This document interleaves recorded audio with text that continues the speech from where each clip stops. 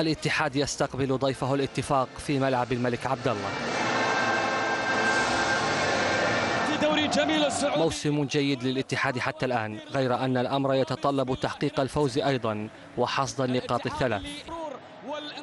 بداية سريعة نتج عنها هدف للاتحاد بقدم المصري محمود كهربا. خطرة، جول جول جول على الريول، جول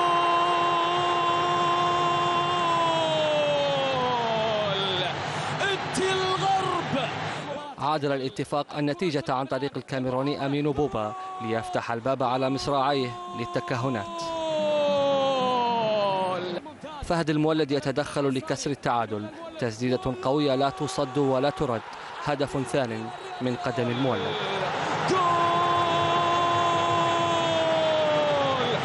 رغبة اتحادية بزيادة الغلة وتأمين النتيجة. مرمى الاتفاق يتعرض لنيران صديقة، وجمعان الدوسري يمنح الاتحاد التقدم بهدف ثالث. الكويتي فهد الأنصاري يمرر للمصري كهربا وسط ترقب لهدف جديد.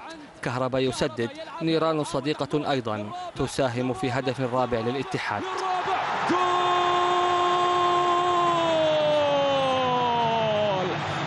فوز عريض للاتحاد وسط أنصاره، وثلاث نقاط ثمينة أعادت خلط الأوراق في الدوري السعودي.